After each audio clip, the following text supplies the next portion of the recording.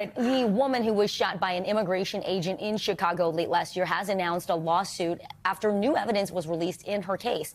The woman and her lawyers allege that federal officials smeared her character, and they say she is now able to share evidence that corroborates her innocence. Now, that evidence includes body camera footage and text messages, including one that was sent from the agent just an hour after the October shooting, revealing his perspective on how it unfolded. All of this comes as a new NBC News Decision Desk poll shows the majority of U.S. adults say immigration agents' tactics have gone too far. NBC News senior Homeland Security correspondent Julia Ainsley joins us now from D.C.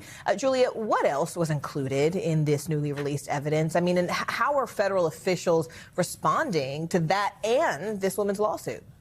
Well, we're out to DHS for comment right now, and I'll let you know what we hear from them. But as far as the lawsuit goes, they're zeroing in on two things that have been revealed since this body camera footage is put forward. And we should say that the agent who actually fired the shots, he didn't have the body camera, but those in the car did. And what we hear is one of the agents say on their way to this scene that turns into this shooting was, it's time to get aggressive. Remember, this is October in Chicago.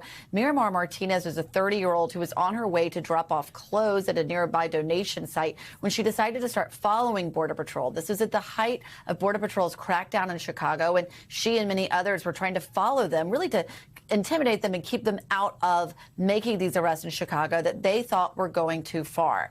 Then the other thing her lawyers are zooming in on is the fact that the Tahoe steering wheel of the agent tends to steer toward her. Previously, DHS said that she rammed their car. They're now accusing the U.S. government of an aggressive smear campaign against her character, and they just held a press conference. Take a listen. You guys have now all seen the video, so you know that she didn't ram them, that they rammed her or sideswiped her. The U.S. Attorney's Office knew this from the beginning. ICE knew this from the beginning, yet they continue, as recently as yesterday, to put out press statements saying that Marimar rammed them. So the U.S. government previously dropped all charges against Marimar Martinez, and now Martinez is turning this into a civil lawsuit against the government for their response and for what they say she did, but she's arguing she did not block them in with her vehicle. We thank you for watching, and remember, stay updated on breaking news and top stories on the NBC News app or watch live on our YouTube channel.